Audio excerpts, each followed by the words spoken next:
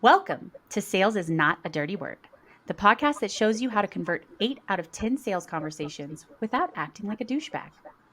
I'm your host, innovative sales coach Aleasha Bahr, the creator of the Black Sheep Sales Method, because if it's a fit, it's a fact, and there's no selling involved. If you're a service provider selling your own service who's ready to sell differently than the mainstream status quo and win more sales without pressure pitching or pretending to be someone else, then this is for you. If you want to know more about the Black Sheep Sales Method, go to aleashabahr.com. So, this episode is with Bri Seeley. She's an accomplished TEDx speaker and award-winning businesswoman known as the Entrepreneur Coach. Bri specializes in empowering healthy and highly ambitious female entrepreneurs to achieve their most audacious goals without sacrificing their well-being. Renowned for her bespoke, high-touch approach, Bri helps clients design sustainable and profitable success journeys. Her numerous accolades include Female Entrepreneur of the Year, Business Coach of the Year, and recognition as part of Los Angeles' Small Business of the Year. Her insights have been featured on top media platforms like Good Morning America, The Today Show, Forbes, Entrepreneur, and Women's Health. And of course, she is a wonderful black sheep. Let's go. Welcome to the big show. Sales is not a dirty word. Hello. Thank you so much for having me. I'm so excited you're here. And I know that a big part of your approach that kind of makes you more black sheep is how bespoke you are. But there's also some work that kind of happens across all clients that was really insightful when we talked before recording this episode. And it was this idea that somebody can be shooting for the biggest, most audacious goal, but their identity that they subconsciously believe they have is not going to allow them to ever reach those goals. And so is this something that you see in like over 90% of your clients when you start working with them? I mean, honestly, I see this in everyone, in every aspect of all of our lives, all of the time. I started studying the brain several years ago. I got certified as a hypnotherapist in, I think it was 2017, and just started really understanding how the subconscious works and why it works the way it works and how it impacts us if we're operating from our subconscious, which, by the way, was programmed when we were 8 years old. So I even see it in terms of people going from, if they have an identity that's 9 to 5 and I have to have a paycheck in order to make money in the world, you try to go and be an entrepreneur and you're not making any money. It's well, of course you're not making any money, because on a subconscious level, you're programmed to literally believe you can't.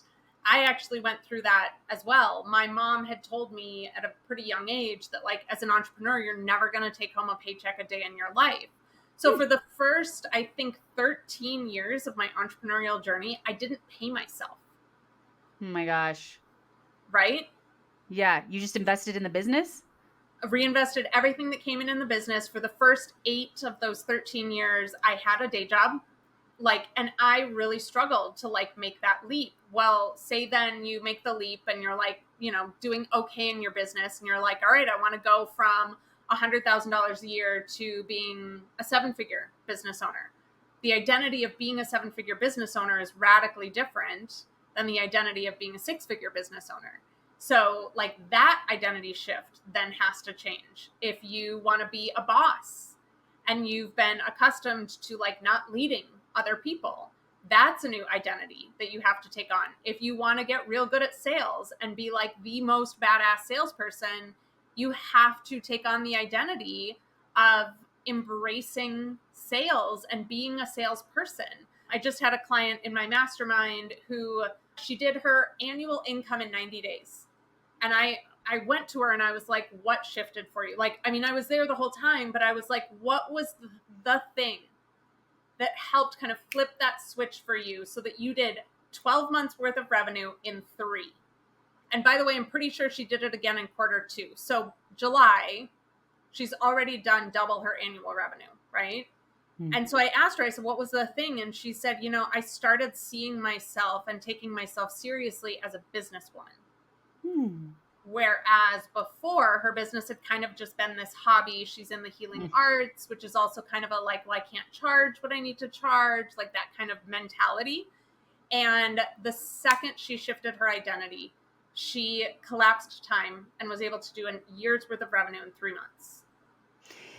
Yeah, it's so interesting what is possible. And I heard this like quote recently from someone that I actually agreed with, which I was surprised about because they're like, some old white guy guru dude.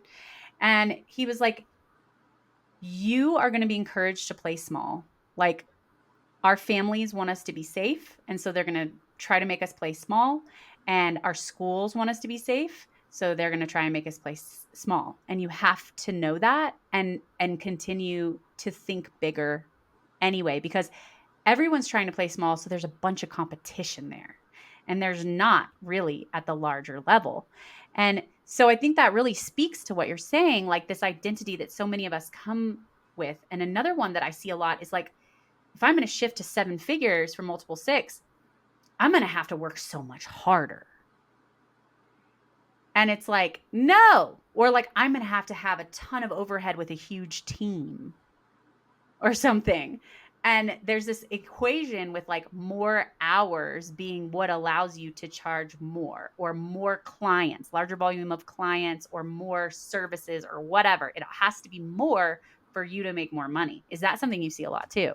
Oh, so much. Like, I can't tell you how many people I talk to that are like, I want to double or triple my revenue, but like, I can't double or triple the time that I put in. So I don't know how it's going to happen. So I can't do it. Right. And like, I think you and I talked about this. The 10X is easier than 2X Yeah. book. Well, Love that book. Talk about it some more. So, I mean, that talks about if you truly want to 10X your business, then the only way to 10X your business is through an identity shift. Like, you cannot hard work yourself. None of us can work 10 times harder than we're currently working. There literally are not enough hours in the day. So if you want to 10X your business, you have to fundamentally shift who you are, how you see yourself, the role you have in your business, what you're like. You have to shift everything in order to 10X. I think they talk in that book about how like 80% of who you are, what you sell, how your business currently operates has to go. And you need to do just more of the 20%. So I see it a lot in business growth where people are like, well, I need to work more to get better results. And I'm like, there comes a point of diminishing return where you literally cannot hard work yourself into the next level of success. So then you start going down because then you're leading yourself into burnout. So, you have to reshift that identity very strategically in order to also reshift your strategy in terms of your business in order to like reach that new level that you're aiming towards. Yeah. So can you give us an example of somebody who could not see how they could make more money because they didn't have more hours? Like, what was the example of the 20% that they needed to focus on compared to the 80% that they were doing? That's a good question. There's one coming up, but I don't really want to use her. So, okay, I'll give you the example of this woman. So she came to me, she wanted to launch a group program, right? Which already is like, oh, you're going to be serving 8 people at a time instead of 1 at a time, right? Like that's 8X Should be. income and like, Yeah. huzzah. So she came to me, and so her entire like lead generation strategy up to that point, someone had told her like, oh, it just needs to be social media. Like, you just need to use social media to get leads, and then from like they'll just sign up for your group. And she came to me and I was like, that's not exactly how that works, especially with today's marketplace. Like, I used to be able to close 5-figure deals off Instagram. That hasn't happened in many, many years. The marketplace is just different. It's changed. So we sat down and she tried for 2 months and she was working very hard to do more and more and more and more social media. She signed 0 people into the group program. Heartbreaking. So we sat down and I was like, well, let's look at what you already have. And she realized, I think she had about 15 or 16 leads that had been interested in working with her, but at the time she didn't have anything to offer them. And so we put together a very high touch, intimate strategy for her to reconnect with all of those people. And she filled her group program in 6 weeks. Wow. Okay. And it was easier. She has not been on social media since. She just signed her first 5-figure client.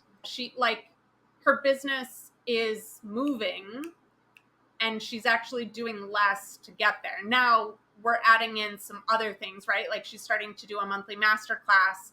But again, instead of shouting about it into a void on social media, she's going to be strategically bringing in partners to share with their audiences to get a ton more eyes on it without her actually having to be the one doing all the work.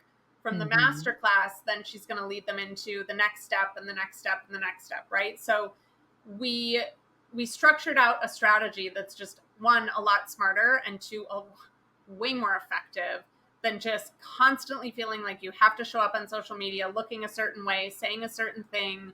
Like it's just not as effective as it used to be. I hear this a lot where people hate social media and they feel like they have to do it.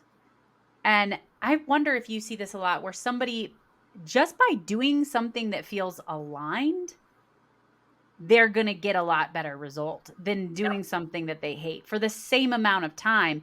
And it's not that like one of the strategies is right or wrong. Some people totally get clients from social media and they love it. I know that there's people that are like, I don't even have sales conversations. They just sign up in the DMs and whatever. But like, do you see people just sort of banging their head against a wall with something that they hate because somebody said that it worked for them? All the time. In fact, I usually have to go back in people's businesses and undo so many things because all these people said, like, oh, you have to have a YouTube in order to have a successful business. No, you don't. Like, if you don't want to be on camera, please don't start a YouTube channel. You're going to hate every second of it. It's going to feel like you're working 10 times harder.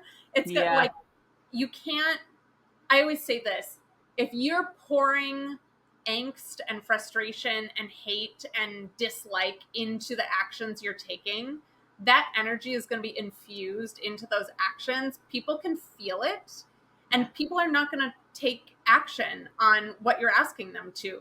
If you're showing up excited and aligned and on fire and like with this enthusiasm and this energy, like people are going to feel that and they're going to be like, man, I want more of that. Whatever she's having, I want that as well. Like, how do I get some of that? So I firmly, like, the energy with which you take action directly determines the results that you're going to get out of it. I never force someone to do a strategy that they're not excited about. Like, I just don't. Yeah. It's kind of like when I put together messaging, people think that they have to say it the first way I write it. And I'm like, no, if this isn't the word, there's a million ways to say the same thing. Why say it a way you hate? There's a million ways to generate leads. There's a million ways to run a business. Why do it a way that you hate? Yeah. And it's so funny how that must have been some like subconscious programming that we all got that, I mean, yeah. Speaking of sheep, like, not to get too off the rails with you, but if you think about it, our entire educational system is designed for people to stay in line. Literally and figuratively, it's designed for people to stay in line. So people come into business and they're like, you just need to tell me what to do and I'll do it. And I'm like, That's not how it works. I just recorded a new episode for my new podcast featuring a woman that you know that I didn't know that you knew, but it doesn't surprise me, Annie P. Ruggles. Oh, I love her so much. And she talks in the episode about how, like, if you have a strategy like that you hate, why would you do it? It's not going to work. It's not like there's so many options out there. Why would you make yourself miserable to do something when you could just do it in a way that excites you and works for you? But that's not how we're educated, especially in America. That's not how we're educated at all. We want everyone to give everything to us and just tell us what to do. And in addition to that, I think that we hear that you're not supposed to like it. Like, that means you're doing something right, that you hate it because it's like everybody hates everything that they're doing. Like, join the club.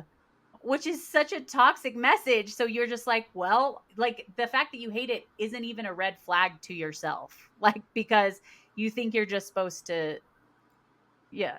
Well, and then what happens is we're like, well, it worked for so and so. So what's wrong with me? And then we internalize it, which I can tell you I've done so many times. And it is so toxic and it's so painful to just realize, like, oh, actually, that just wasn't my path. It was so and so's path.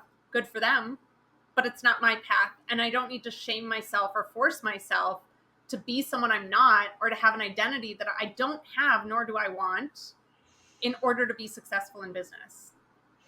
Yeah, so that's interesting because unless on the page on the topic of identity, yes, there's the identity that they want and that they don't realize that they're not aligned with. But I bet that there are times where they think they have to have an identity that they don't even want, but they want the success. There's so many people out there and I can feel it from them almost instantly when you can tell that they're like playing a role or like trying to force themselves into doing something because so and so said that. I mean, I've done the same thing. I struggled a lot with webinars in my career because so many of them are done so poorly, but I'm like, Mm, well, but they work. So like clearly I just need to get over my shit and just do a fucking webinar, right? Like since yeah. then I found a webinar flow that works for me, Yeah. but so many of the ones, I'm be real honest with you. I just had a woman come into my community and do an exclusive webinar for my mastermind women. And I actually sent an apology letter to my mastermind women after it Oh, was over no. Yeah. because it was such a like disgustingly hard sell Oh. that I was like, this is not what I thought it was going to be.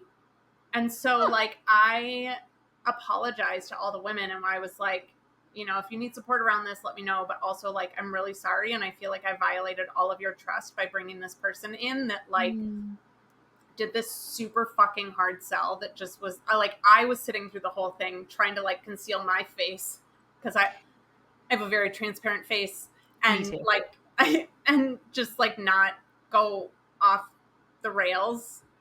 Did you say anything to her? I have not. She emailed me and wanted feedback about how it went, and I just have not messaged her yet. But yeah, it was hard, and I'm just like, alignment. I feel like is one of the most underrated and underrepresented ingredients of business, and it's alignment with self. It's alignment with our identities, but it's also alignment with the people we're bringing in, the clients we're working with, the marketing that we're putting out, the messaging that we have. That like never, no matter how hard you try, the square peg is never fitting in a round hole. We learned this in elementary school, y'all. We learned this so long ago. It's not changing. It's But not. what if I can make myself a square? What if I make myself a square? Do you Or really want or sorry, to? a round Yeah. peg.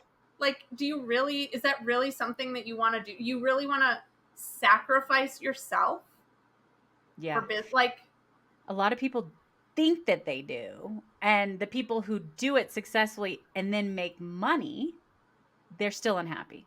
yeah, It's like you need not more on the than money. outside. They're not unhappy on the outside. Yeah. You And just then honestly, it's those people too that like they have to then keep up appearances and do more of it and keep like in order to keep the revenue churning. Cause like you said earlier, you get more money in the door. You got to build a bigger team. You have more expenses coming in. You have this behemoth monster of a business that you don't have any choice, but you have to keep showing up inauthentically to keep things churning, to keep your team employed, to keep like it becomes just an awful, vicious cycle. And I hate to say it, but there have been several high profile suicides and just like overdoses and things like in the entrepreneurial world in the last handful of years of people that you're like, they looked so great on the outside. They were so successful on the outside. Like, what happened? yeah. I think of like Kate Spade and That's what I was thinking out. Yep. Anthony Bourdain. I'm like, That guy got paid millions of dollars to go eat badass food in really nice hotels in different countries. And he was miserable and no one knew it. Yeah. And it's like that alignment that you're talking about and that identity. And I would bet that his identity made him feel like an imposter or something like that. And so he wasn't able to be happy in the success, which is something that we see a lot with Kate Spade. I feel like, I mean, I have no idea. I'm talking out of my ass, but my intuition is like she sold her, feels like she sold out, for Alexander money. McQueen as well. If anyone has never seen it, the McQueen documentary, I walked out of that theater in tears. Because I also come from the fashion industry and I was like, that could have been me. Where Yeah. like it was this behemoth of a machine. He was being asked to create more and more and more and more, and he was getting away from his vision and who he was and how he started, and just to like keep the machine going. He employed all his friends. I mean, all of this stuff, and he just had to end it. Like it's and I don't speak lightly of suicide. My father committed suicide when I was 15. Like Okay. but I know that it is that lack of alignment within yourself of like trying to be something you're not, or trying to force yourself into this box that literally isn't for you, that just creates so much havoc. I mean, I've blown up my business a few times, and so many of them have just been like, this isn't who I am. This isn't how I want to show up in the world. This doesn't feel good to me. And I don't know about you, but I just can't pretend to Oh, feel I'm good when I so don't feel good. I'm so bad at pretending. I've left situations where I made a lot of money multiple times because it didn't feel good. And I mean, I think that a big part of being successful is being comfortable enough to blow it up. Like I have a client who's picking a niche. She's going to look at doing working with construction leaders and she's like, "What if I don't like it?" And I'm like, "Then you just change it. Yeah. Nobody cares." But there's like this identity, it's almost like this handcuffing to it. And so I think what's really powerful about what you do is you help them dig in and uncover what is in alignment for them and get really specific on the goal, because you find that a lot of times you meet somebody and they're just like, "I'd like to make 50,000 a month and I'd like to lose 20 pounds." And like it's so unspecific because for so long we've just been told that that's what we should want, and so we Yeah. don't even know what we want. I had a client come to me. I worked with her. We ended around this time last year, and she wanted to make more money in her business. And so she would come to me. We worked together for 90 days, and I would give her all these strategies I'm like, this strategy should increase your monthly revenue by 20%, like immediately. She would never implement any of them. And I couldn't figure, and I was like, I'm literally giving you some great strategies, like the best of the best. Like this shit will work if you just apply it. And she would never apply any of it. And Mhm. I learned in like our second to last call, her identity was that she didn't believe in being successful. Now, on the outside, if you asked her, she's like, of course I want to be successful. But on the inside, once we really dug in, it was like, oh, my mom told me that if I was successful, that bad things would happen to me when I was a kid. And I'm like grossly simplifying, right? But like, Yeah. and if I, buy that jet that I want to buy, that then I'm like rubbing my success in the faces of my employees who I'm paying, minimum wage, or like Oh. all these things. She won an award last year and she made this whole 20-minute video about how she didn't deserve to win the award because it was her team that should win it. And I'm like, girl, there would be no team if Own there that. was no you. And Yeah. so we weren't working together anymore. I DM'd her. She actually blocked me on Instagram. And I was like, okay, you're not ready to do the identity work. And I'm like, if you just keep holding on to that, like it's bad to be successful. I don't care. Like your business is never going to get to the level that you want it to get to. And that's just like, it literally can't. You're programming your operating system. Your hard drive is programmed to a certain threshold.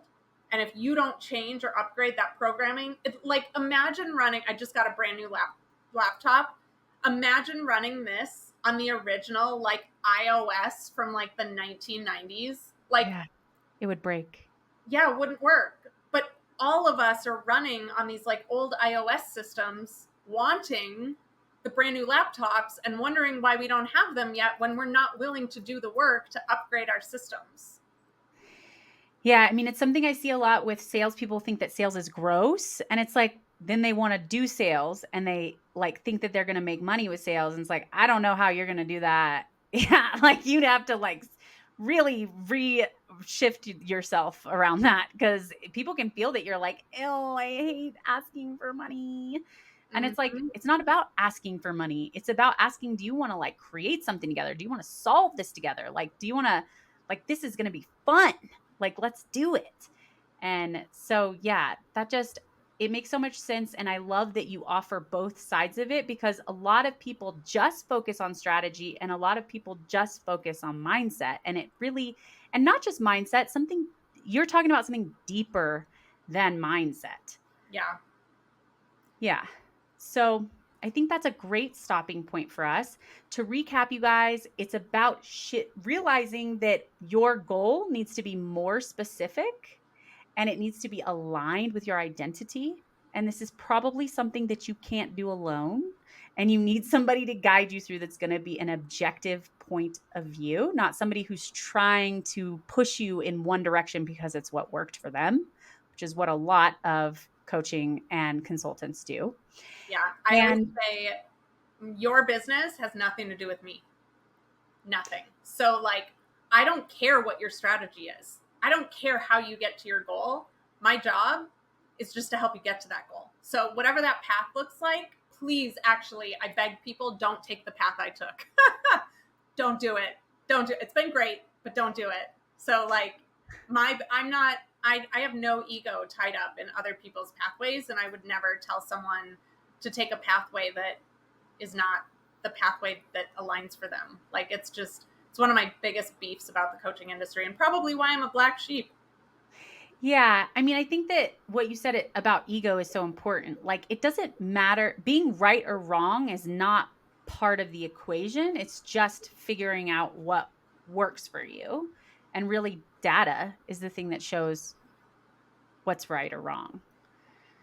And data doesn't lie. Big fan of data. Big Yeah. fan. Big fan. So, you guys, if you're looking for somebody to guide you in a way that is aligned so that things feel easier and you also get results, Bri is an excellent person to contact.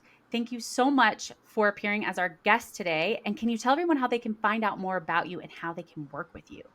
Yeah, so if you are interested in joining me for some identity and strategy work, I do have a mastermind. And if you want to inquire about that, just go to briseeley.com/mastermind. If you just want to like look me up, stalk me, connect with me, please send me a DM. I love DMs. Instagram is the best place to do that. My handle is Bri Seeley. And then my website is also just briseeley.com. Okay.